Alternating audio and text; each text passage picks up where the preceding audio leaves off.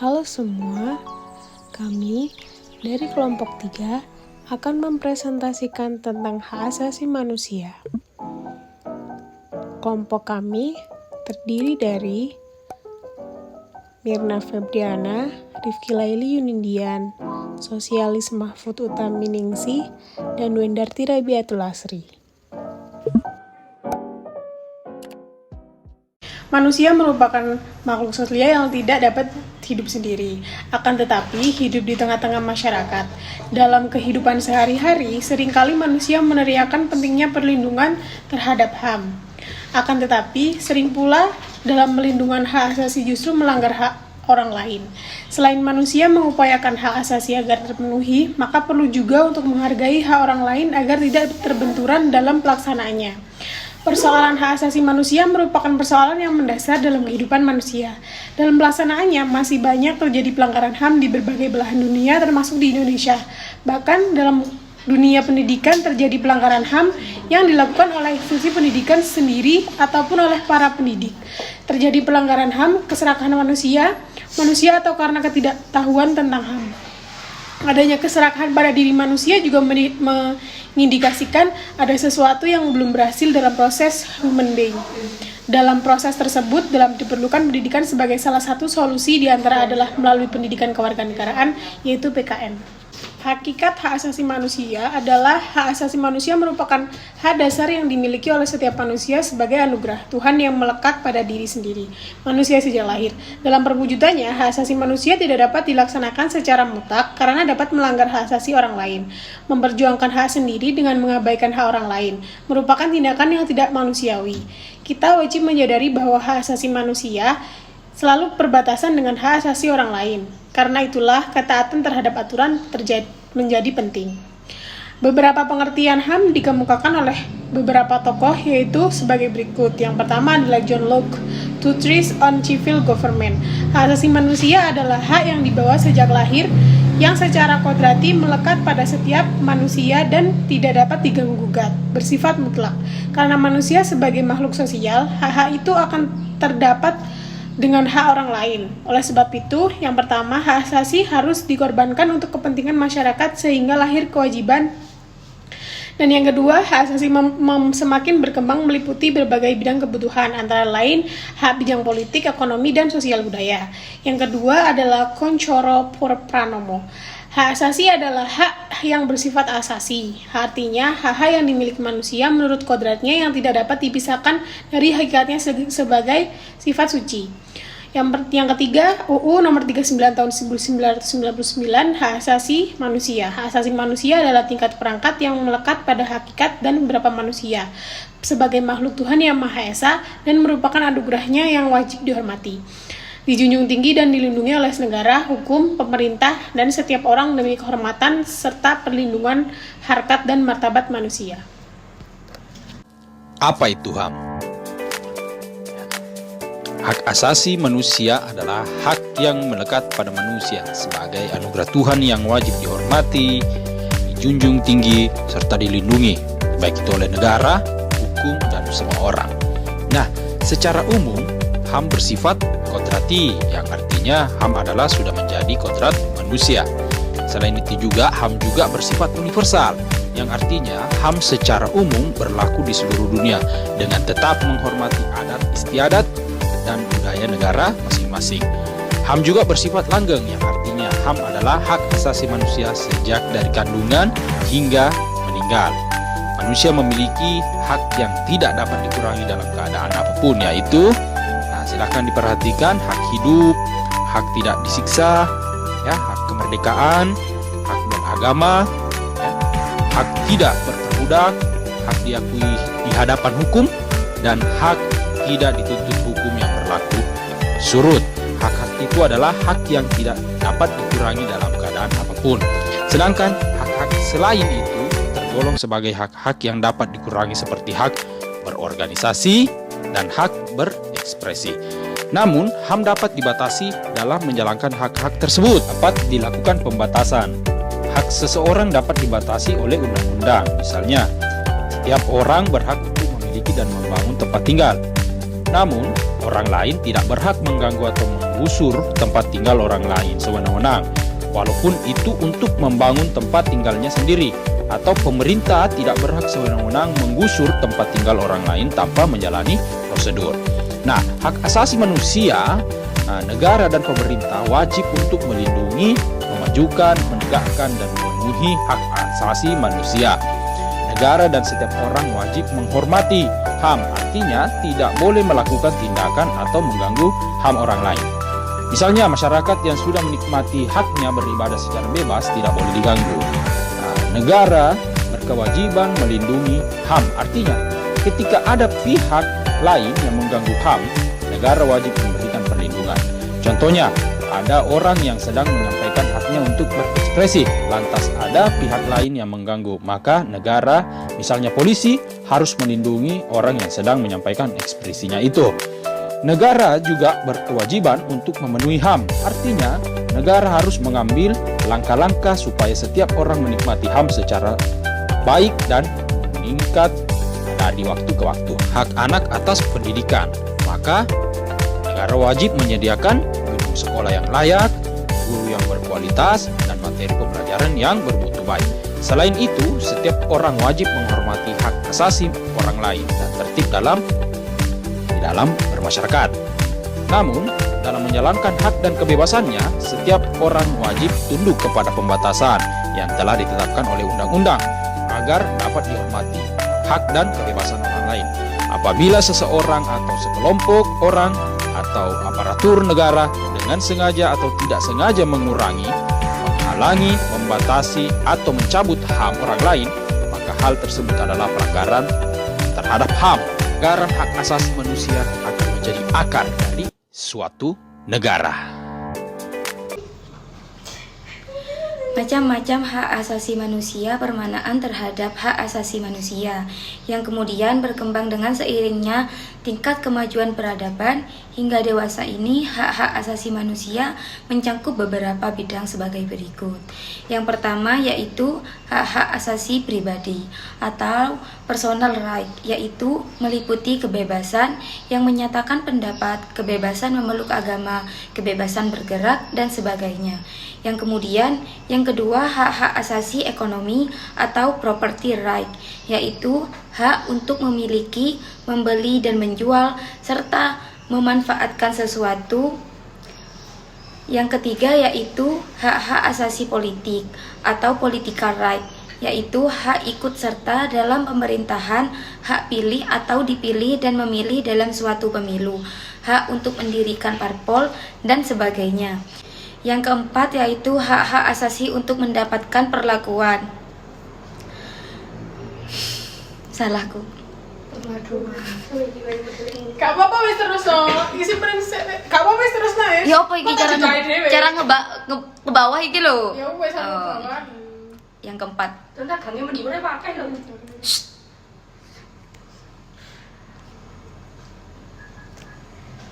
Yang keempat yaitu hak-hak asasi untuk mendapatkan perlakuan yang sama dalam hukum dan pemerintahan atau right of legal equality.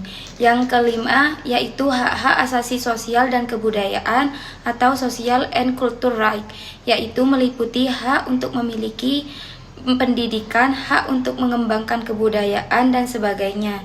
Yang keenam yaitu hak-hak asasi manusia untuk mendapatkan perlakuan, tata cara peradilan, dan perlindungan atau procedural right, misalnya peraturan dalam hal penahanan atau penangkapan, penggeledahan, peradilan, dan sebagainya.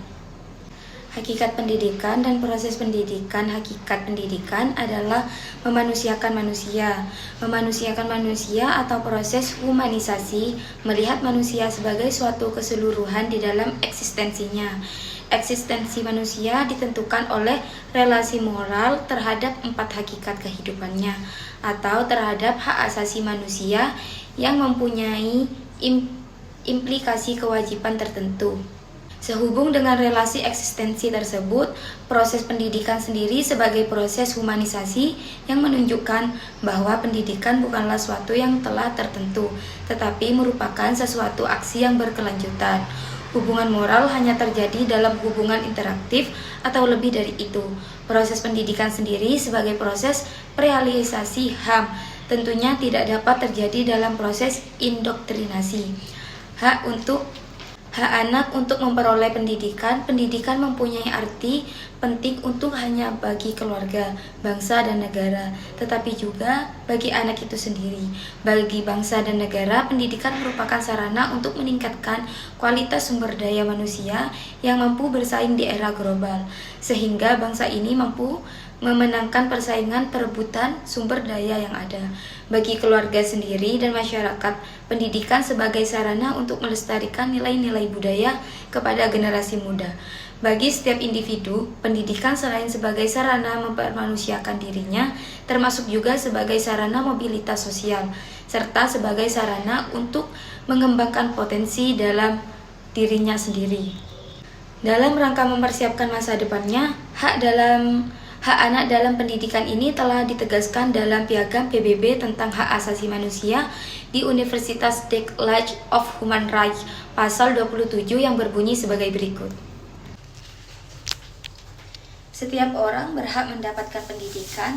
Pendidikan sendiri harus gratis, setidak-tidaknya untuk tingkat sekolah rendah dan pendidikan dasar.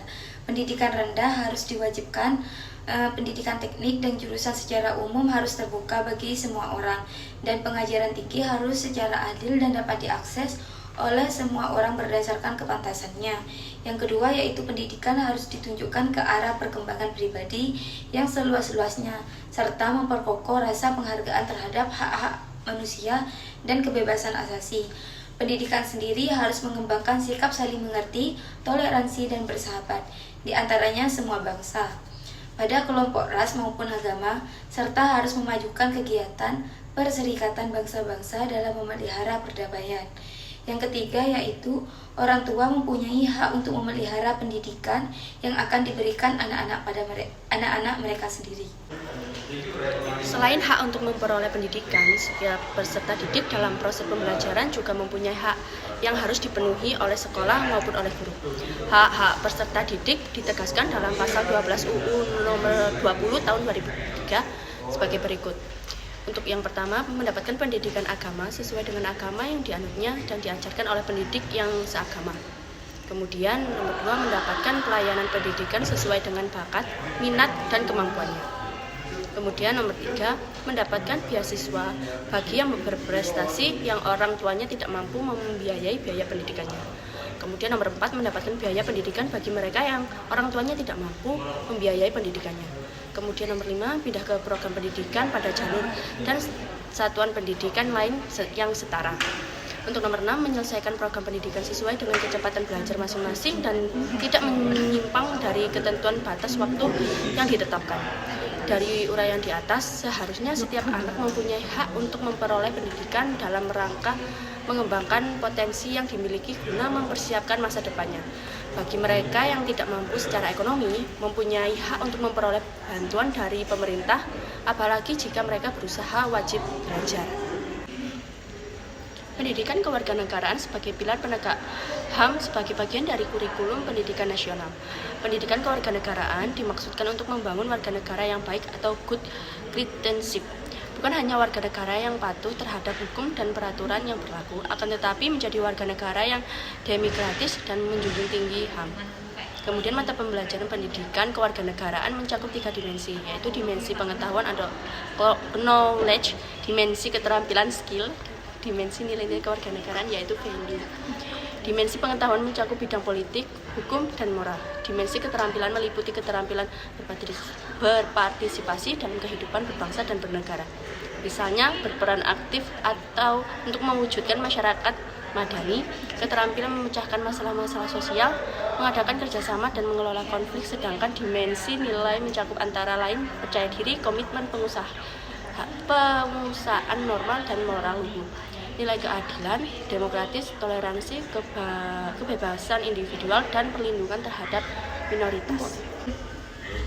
Materi HAM dalam pendidikan kewarganegaraan yang masih berada pada ranah kognitif tersebut seringkali kurang dipahami oleh para guru, sehingga sering terjadi kesalahan dalam konsep maupun aplikasinya.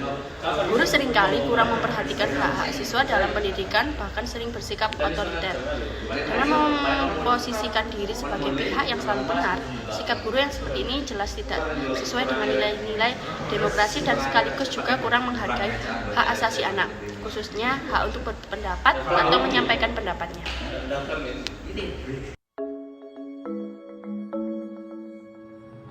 Human rights is,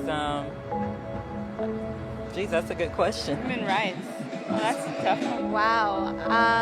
I don't even know how to give that a definition. I would probably have to do a little bit of homework or something. Any right that I think just as a normal, human, The rights that humans have? Oh, that's a very large debate. Mezcla que son manche. Tú le puedes preguntar a 20 personas y te van a dar 20 diferentes opiniones. Non saprei, una domanda complicatissima. We just take them for granted that they're there, but we don't even consider what they are.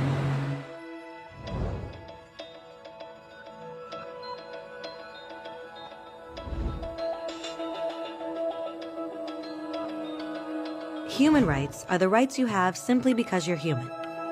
It's how you instinctively expect and deserve to be treated as a person, like the right to live freely, to speak your mind, and to be treated as an equal. There are many kinds of rights. Most apply to a certain group. But human rights are the only ones that apply to absolutely everyone, everywhere. That means kids, old people, poor people, basketball players, garbage men, rappers, teachers, Africans, Indians, Albanians, Christians, Muslims, Kabbalists, atheists, your mom, your dad, your next door neighbor, and you all have the exact same human rights. In other words, they're universal. But the question remains, what are they? Name the human rights? What the human rights are? The right to live. Equality between all peoples. Right to religion, the right to... Is there supposed to be a list somewhere I should be aware of? According to the United Nations, there are a total of 30 human rights, which are usually lumped together and called simply human rights. They're all listed out in the Universal Declaration of Human Rights, which is the world's most widely accepted document on the subject. But it was a long time in coming. At first, there were no human rights. If you were in with the right crowd, you were safe. If you weren't, well, you weren't. But then a guy named Cyrus the Great decided to change all that. After conquering Babylon, he did something completely revolutionary. He announced that all slaves were free to go. He also said people had the freedom to choose their religion, no matter what crowd they were a part of. They documented his words on a clay tablet known as the Cyrus Cylinder. And just like that, human rights were born. The idea spread quickly to Greece, to India, and eventually to Rome. They noticed that people naturally followed certain laws, even if they weren't told to. They called this natural law, but it kept getting trampled on by those in power.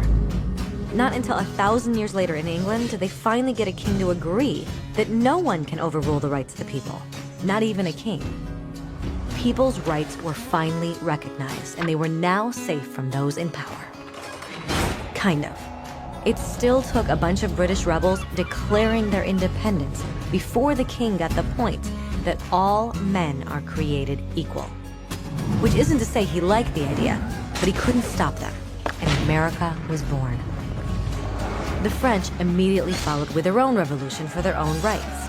Their list was even longer, and they insisted that these rights weren't just made up. They were natural. The Roman concept of natural law had become natural rights. Unfortunately, not everyone was so thrilled. In France, a general named Napoleon decided to overthrow the new French democracy and crown himself emperor of the world. He almost succeeded, but the countries of Europe joined forces and defeated him. Human rights was again a hot topic. They drew up international agreements, broadly granting many rights across Europe. But only across Europe. The rest of the world somehow still didn't qualify. Instead, they got invaded, conquered, and consumed by Europe's massive empires. But then a young lawyer from India decided enough was enough. His name was Mahatma Gandhi, and in the face of violence, he insisted that all people of Earth had rights, not just in Europe.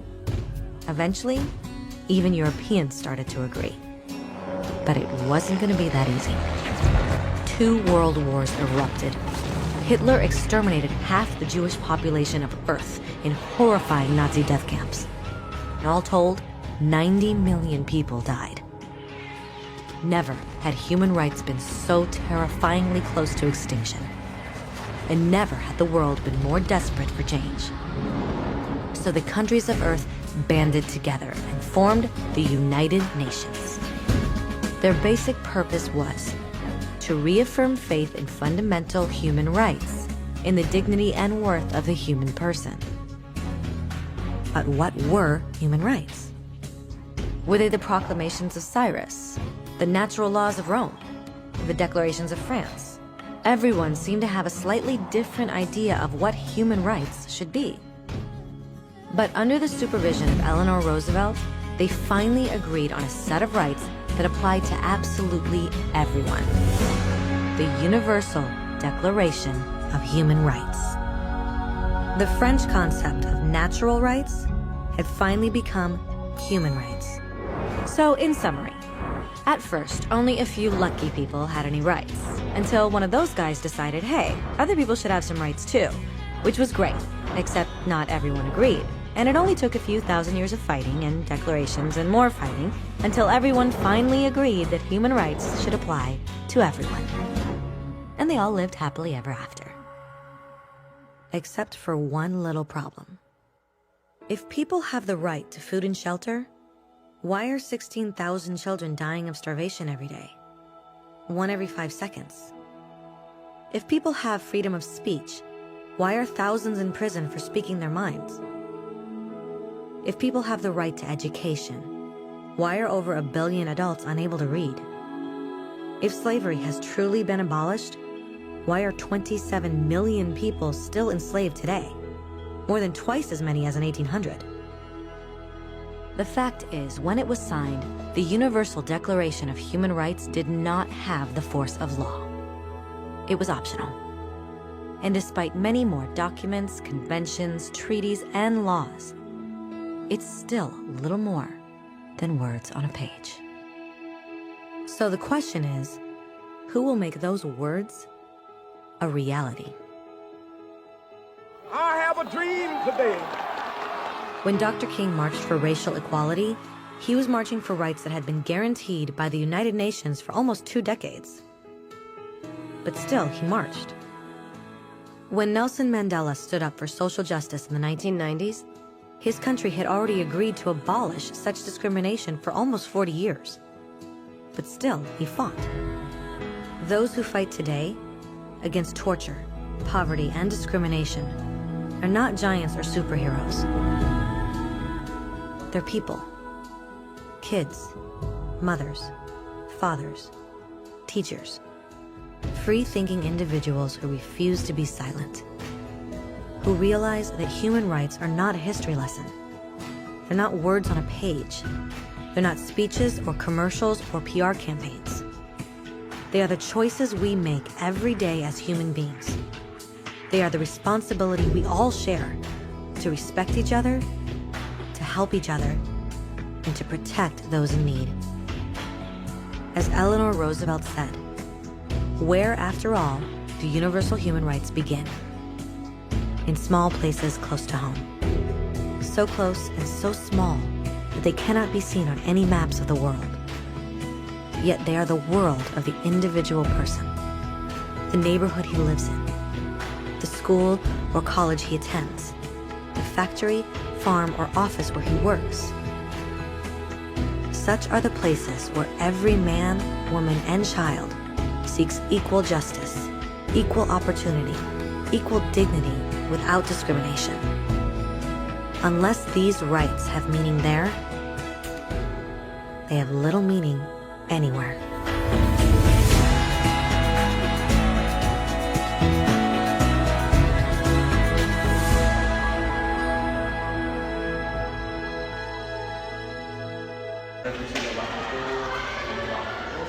Berkaitan dengan hak dan kewajiban sebagai guru, lebih banyak menekankan bahwa menganjurkan kepada peserta didik untuk mendahulukan kewajiban daripada hak. Konsep ini mungkin bukan hanya diajarkan di sekolah, tetapi menjadi doktrin di masyarakat kita. Tetapi jika ditanya lebih lanjut, kewajiban macam apa yang harus dilakukan terhadap orang lain, biasanya jawabannya itu mengambang dan tidak jelas.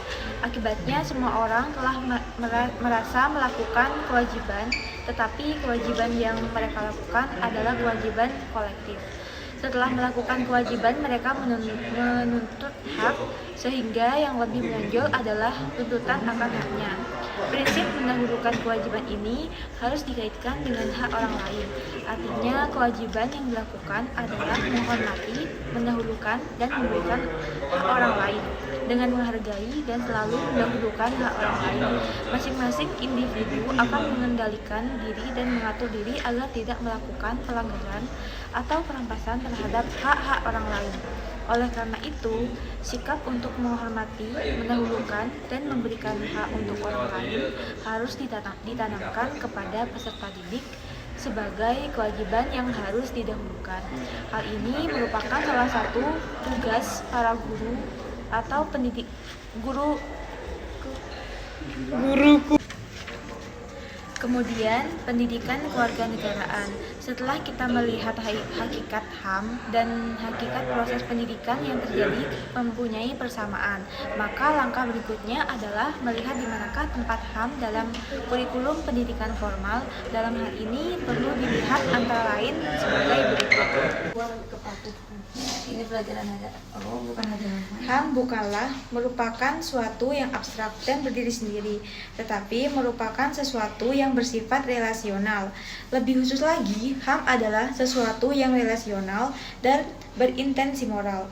Oleh sebab itu, setiap hak asasi selalu diikuti dengan kewajiban. Yang kedua, hak dan kewajiban terarah kepada diri sendiri, orang lain, dengan dunia di mana manusia hidup, dan relasinya dengan Sang Maha Pencipta. Yang ketiga, HAM bukanlah sekedar merupakan suatu daftar hak dan kewajiban manusia, tetapi merupakan bentuk kelakuan yang baru nyata apabila dilaksanakan dalam perilaku seseorang. Yang keempat, hakikat HAM yang sesuai dengan hakikat pendidikan, yaitu keduanya bersifat praktis, artinya merupakan suatu kesatuan konsep, aksi, refleksi, aksi. Oleh sebab itu, proses sosialisasi HAM bukanlah merupakan komoditi hafalan seperti halnya dengan proses pendidikan. HAM adalah ilmu praktis, juga bukan proses indoktrinasi, karena indoktrinasi di luar pagar kajian rasio.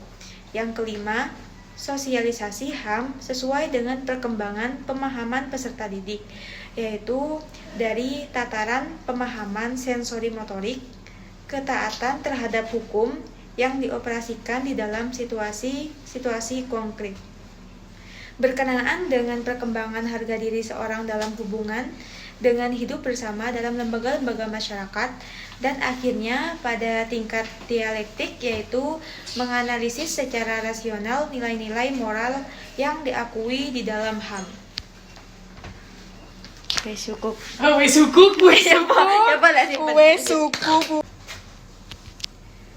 Pandangan atau penelitian Piaget menunjukkan bahwa pemahaman nilai seseorang manusia dimulai dari hal-hal yang berhubungan dengan perkembangan sensori motoriknya.